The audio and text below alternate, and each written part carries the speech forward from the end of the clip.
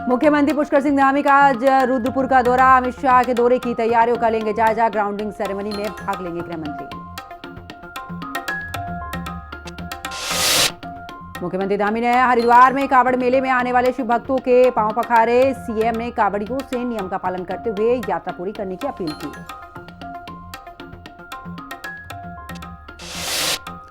जागेश्वर धाम को मंदिरमाला मिशन के तहत किया जाएगा विकसित। अल्मोड़ा में बोले केंद्रीय राज्य मंत्री अजय टम्टा। जागेश्वर धाम के लिए मास्टर प्लान किया जा रहा तैयार। उत्तराखंड में भारी बारिश की चेतावनी। पर्वतीय जिलों में बढ़ सकती है भूस्खलन की घटनाएं। मौसम विभाग ने जारी किया ऑरेंज अलर्ट।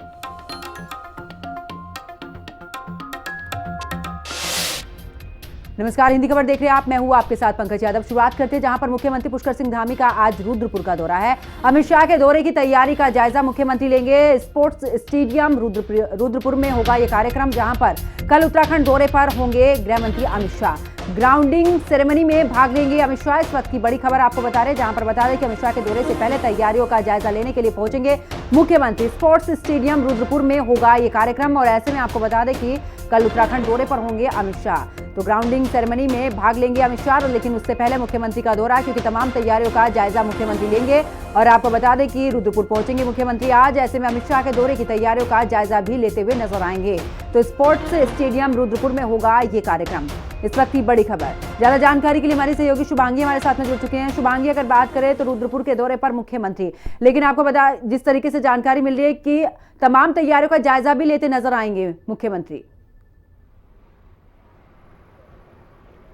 बिल्कुल, देखिए, क्योंकि 2023 में इन्वेस्टर समिट हुआ था, जिसमें देश के अलग अलग कोनों से और विदेश से भी लोग यहां पर इन्वेस्टमेंट के लिए पहुंचे थे और 3 लाख करोड़ के आसपास एमओयू जो है वो साइन किए गए थे, जिनको धरातल पर उतारने की कोशिश जो है लगातार की जा रही है। ऐसे में अब 1 लाख करोड़ की जो ग्राउंडिंग सेरेमनी है, उसके लिए जो अमित शाह है गृह मंत्री, वो यहाँ पर खासतौर पर मुख्य अतिथि के तौर पर पधारने वाले हैं कल। और ऐसे में आज मुख्यमंत्री रुद्रपुर के दौरे पर रहने वाले हैं, क्योंकि तमाम तैयारियों का जायजा लेना है। आज वहां पर मुख्यमंत्री जो है निरीक्षण करेंगे कि आखिर किस तरीके की तैयारियां हैं, क्योंकि देश के अलग अलग जगहों से निवेशक जो है वो भी इसमें पहुंचने जा रहे हैं। और जैसे मैंने कहा कि 2023 में जब इस समिट का आयोजन हुआ था तो 3 लाख करोड़ के आसपास का एमओयू साइन हुआ था। ऐसे में लगातार ये कोशिश की जा रही है कि ये जितने भी एमओयू साइन हुए इनको ग्राउंड पर उतारा जाए। ऐसे में 1 लाख करोड़ के जो एमओयू हैं उनके लिए ग्राउंडिंग सेरेमनी रखी गई है, जिसमें गृह मंत्री शामिल होंगे, जिसमें देश के अलग अलग निवेशक जो है वो इसमें शामिल होंगे। इसमें लोगों को अट्रैक्ट भी किया जाएगा कि आप लोगों ने जिसने साइन किया है, यहाँ पर एमओयू किया है,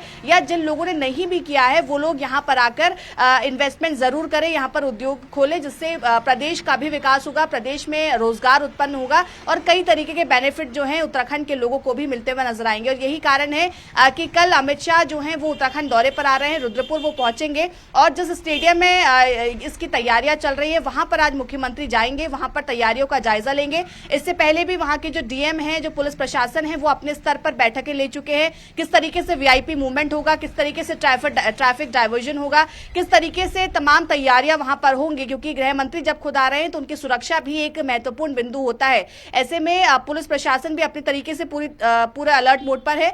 डीएम लगातार इसको लेकर बैठक कर चुके हैं, गढ़वाल कमिश्नर जो है वो भी इसको लेकर बैठक कर चुके हैं और आज मुख्यमंत्री तमाम तैयारियों का जायजा लेने रुद्रपुर पहुंच रहे हैं और आज वहां पर वो तैयारियों का निरीक्षण करेंगे। बिल्कुल शुभांगी, और देखिए क्योंकि जिस तरीके से पहले भी ये कार्यक्रम का आयोजन हुआ और उत्तराखंड में आखिरकार निवेश किस तरीके से बढ़े उसको लेकर पूरी तैयारी भी की गई और कोशिश भी राज्य सरकार की तरफ से बार बार की जा रही है। लेकिन ऐसे में क्योंकि जब गृह मंत्री पहुंचेंगे और जब इस तरीके से राज्य के अंदर जब आयोजन होते हैं, कितना इम्पैक्ट पड़ता है?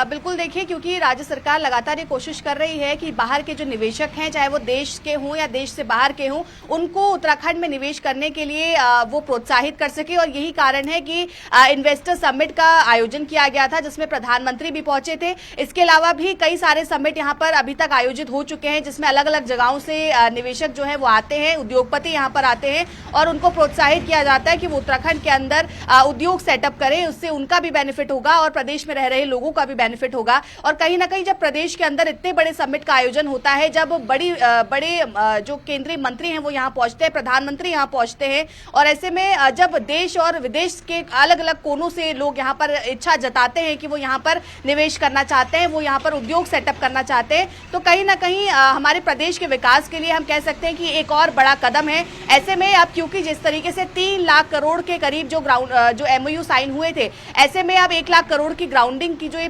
तमाम कवायद चल रही है कि इसको ग्राउंड पर उतारना है, इसके लिए खासकर गृह मंत्री को आमंत्रित किया गया और इसीलिए गृह मंत्री कल यहाँ पर पहुंच रहे हैं और इसीलिए तमाम तैयारियां जो है वो की गई हैं, क्योंकि इस वक्त भी कई सारे निवेशक जो है वो यहाँ पर आएंगे और जब गृह मंत्री आएंगे तो अपने आप एक बड़ा संदेश जाएगा। ऐसे में कोशिश ये भी की जाएगी कि जिन लोगों ने अभी तक MOU साइन किया गया उन्हें और ज्यादा प्रोत्साहित किया जाए कि वो यहाँ पर निवेश करें, और जिन लोगों ने अभी तक MOU साइन नहीं किया है उन लोगों को भी प्रोत्साहित करने की कोशिश की जाएगी, अट्रैक्ट करने की कोशिश की जाएगी कि आप उत्तराखंड के अंदर उद्योग सेटअप करिए, इन्वेस्ट करिए। कहीं ना कहीं इससे आपका भी बेनिफिट होगा और हमारे प्रदेश के लोगों का भी बेनिफिट होगा। बहुत बहुत शुक्रिया शुभांगी हमारे साथ जुड़ने की, तमाम जानकारी साझा करने के लिए। आगे बात करते हैं, उत्तराखंड में 24 और 25 जुलाई को पंचायत चुनाव होने हैं। बीजेपी ने चुनाव की पूरी तैयारी कर ली है। प्रदेश महामंत्री आदित्य कोठारी ने बताया है कि कई जगहों पर बिना मुकाबले ही ग्राम प्रधान चुने गए हैं। पहले चुनावों में ज्यादा लड़ाई होती थी, लेकिन अब स्थिति बेहतर हो गई है। आदित्य कोठारी ने यह भी कहा कि हर जिले में बीजेपी के नेता चुनाव की तैयारी कर रहे हैं और जनता से वोट की अपील कर रहे हैं। उन्होंने बीजेपी की जीत का भरोसा भी जताया है।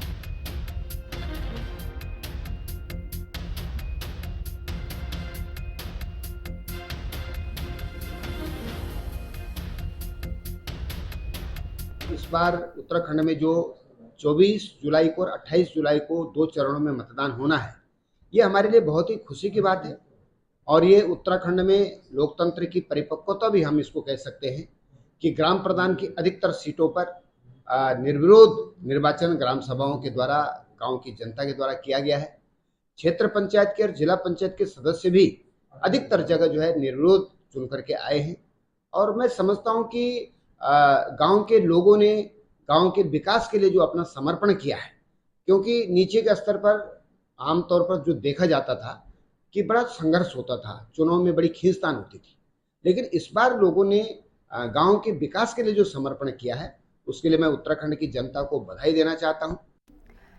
चलिए आगे बात करते हैं। विजयनगर ग्राम सभा में पंचायत चुनाव का माहौल गर्म है। 13,000 वोटर और 8 गांव वाली इस ग्राम सभा में प्रधान पद के लिए 6 लोग मैदान में हैं। कांग्रेस और बीजेपी के बीच कड़ा मुकाबला है। कांग्रेस की मीना विश्वास गांव-गांव जाकर चौतरफा विकास का वादा कर रही हैं, तो वहीं बीजेपी की पूजा मंडल स्कूल, सड़क और आंगनबाड़ी बनाने की बात कह रही हैं। मतदान से पहले प्रचार जोरों पर है और अब सभी की नजरें चुनाव नतीजों पर टिकी है। हमारा प्रधान कैसा हो, जैसी हो।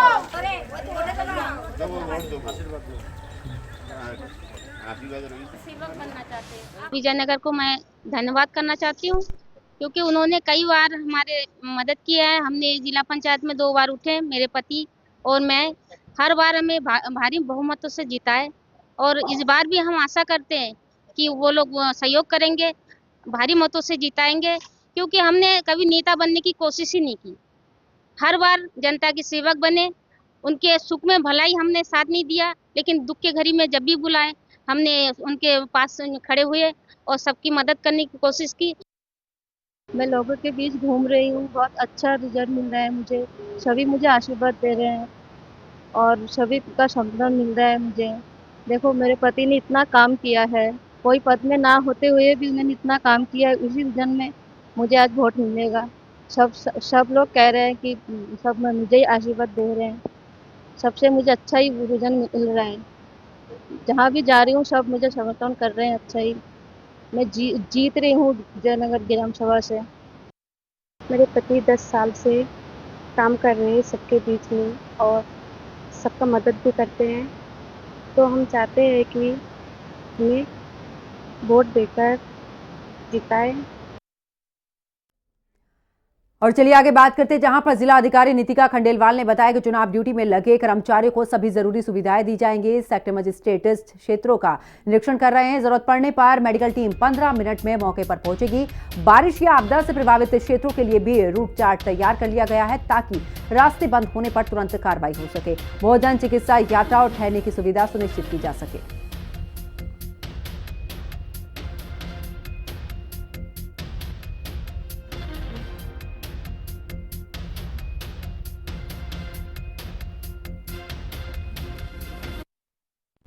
अपना एक प्लान बना लिया है। एक सबसे इम्पोर्टेंटली हम लोगों ने कंटीजेंसी प्लान भी बनाया है, जिसमें हमने सारे अपनी नियरेस्ट सीएससी, पीएससी, कहाँ हमारी जेसीबीज डिप्लॉयड रहेंगी यदि हमारे रास्ते बंद हो सकते हैं, तो वो कंटीजेंसी प्लान भी रूट प्लान के साथ साथ हमने वो भी किया है। उसके अलावा जो P-1 जिस दिन पोलिंग डे होता है उसके P-1 में कितनी पोलिंग पार्टियां, और P-2 जिसमें हमारी जो पैदल वाली पार्टियां होती है उनको हम लोग रवाना करते हैं, उस सब की भी हम लोग की तैयारी हो गई है। तो P-2 पे भी हमारी कुछ 6 पोलिंग पार्टीज रहेंगी और P-1 में बाकी हमारी बची हुई सब पार्टियां चली जाएंगी, उसकी हमारी तैयारी होगी। मैम घनसाली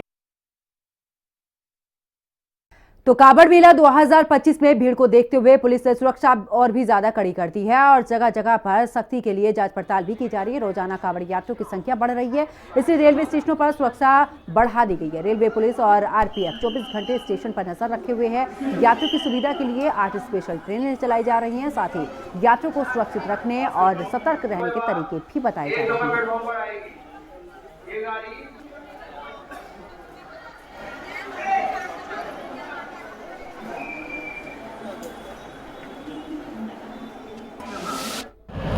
कांवड़ यात्रा में लगातार हमारे जो श्रद्धालु हैं वो रेलवे के माध्यम से भी आ रहे हैं, जिसके क्रम में हमारे द्वारा बृहद स्तर पर तैयारियां की गई हैं। लगातार हमारे द्वारा चेकिंग की जा रही है, सुरक्षा के जो इंतजाम है उनका स्वयं हम लोग जायज़ा ले रहे हैं। इसके अलावा अभी पूर्व में जो हमारे 8 मेला स्पेशल ट्रेनें संचालित की जा रही थी, उन सभी का जो फंक्शनिंग है वो शुरू हो गई है और सभी रेलवे स्टेशन पे हम लोग लगातार सतर्क कार्रवाई कर रहे हैं। हरिद्वार में कांवड़ यात्रा जोर शोर से चल रही है। पूरे शहर में बोल बम के जयकारे गूंज रहे हैं और भक्तों का उत्साह भी देखने लायक है। इस बार की खास बात तो ये है कि यात्रा में 101 फीट लंबी तिरंगा कांवड़ भी शामिल है, जो कि शहीदों को समर्पित है। ये तिरंगा कांवड़ सिर्फ भगवान शिव की भक्ति नहीं बल्कि देश के प्रति प्यार और सम्मान भी दिखाता है। कांवड़ियों का कहना है कि कांवड़ यात्रा में भक्ति के साथ देशभक्ति की भावना भी बहुत मजबूत है।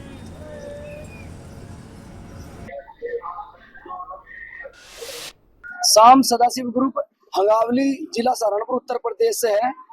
101 फीट तिरंगा कांवड़ यात्रा है, जो इसका मुख्य उद्देश्य है जो जितने भी अपने फौजी भाई हैं उनके सम्मान में और जितने भी अपने शहीद फौजी भाई हैं उनको श्रद्धांजलि के रूप में तिरंगा कांवड़ यात्रा समर्पित है।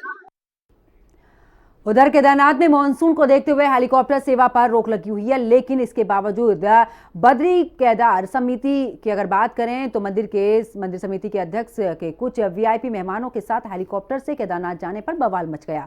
कांग्रेस ने बीकेटीसी अध्यक्ष पर भी निशाना साधते हुए सरकार से ये पूछा है कि इस पूरे मामले में कब कार्रवाई होगी। रिपोर्ट देखिए।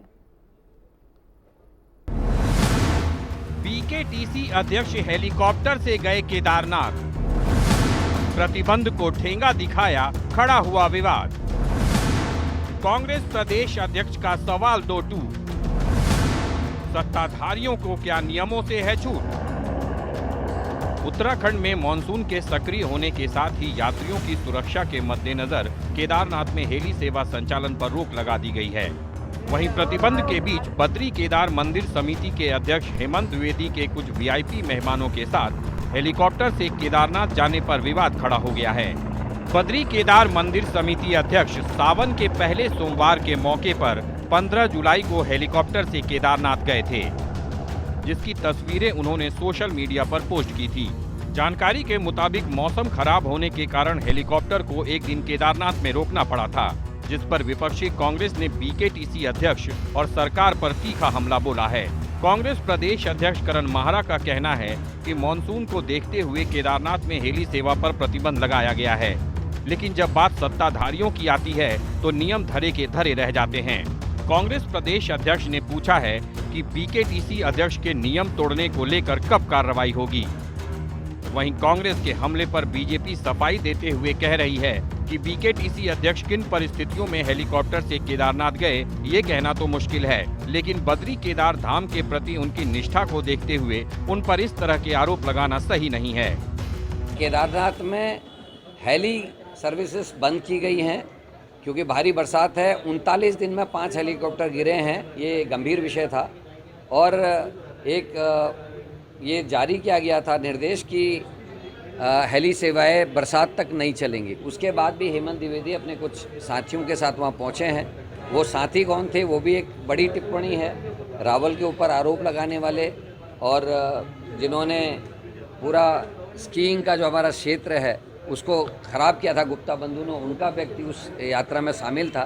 तो इस बात का उत्तर हेमंत द्विवेदी जी को देना चाहिए, बड़े पद पे हैं। और मैं समझता हूँ कि कोई आवश्यक, कोई महत्वपूर्ण कार्य श्री केदारनाथ धाम में रहा होगा, जिसके कारण उन्होंने जो है वहाँ यात्रा की है। अभी इस विषय में विस्तृत जानकारी मुझे नहीं है कि किन परिस्थितियों में अध्यक्ष जी ने हेलीकॉप्टर से वहाँ यात्रा की है, लेकिन मेरा ये विश्वास है कि कहीं पर भी कोई नियमों के उल्लंघन का कोई विषय उनके मन में नहीं है और किसी भी साधन के दुरुपयोग का विषय भी उनके मन में नहीं है, क्योंकि जो हमारे अध्यक्ष हैं श्री हेमंत द्विवेदी जी, वो पूरे समर्पण के साथ में, पूरी निष्ठा के साथ में, और उन्होंने भगवान बद्रीनाथ केदारनाथ जी की सेवा का जो व्रत ठाना है, मुझे लगता है कि उनके समर्पण और उनकी निष्ठा के सामने इस प्रकार का प्रश्न चिन्ह उठाना मुझे लगता है उचित है। इस साल चारधाम यात्रा के दौरान 5 हेली हादसे हुए, जिनमें 13 लोगों की जान गई, जिसे देखते हुए हेली सेवाओं पर सख्ती की गई। मॉनसून के दौरान हेली सेवाओं पर पूरी तरह रोक लगाई गई, लेकिन जब सरकार के नुमाइंदे ही नियमों की धज्जियां उड़ाएं, तो फिर क्या कहा जाए। अब बीकेटीसी अध्यक्ष के हेलीकॉप्टर से केदारनाथ जाने पर मचे बवाल के बाद यूकाडा ने इस मामले की जांच के आदेश दिए हैं। साथ ही एसओपी और मौसम संबंधी नियमों का पालन नहीं करने पर हेली कंपनी हेरिटेज एविएशन को नोटिस जारी कर जवाब मांगा गया है। हेली कंपनी से तो जवाब मांगा गया है, लेकिन सवाल ये है कि नियमों को ठेंगा दिखाकर हेली सेवा का इस्तेमाल करने वाले बीकेटीसी अध्यक्ष से कब जवाब तलब किया जाएगा, और क्या कार्रवाई के दायरे में बीकेटीसी अध्यक्ष संजय द्विवेदी भी आएंगे।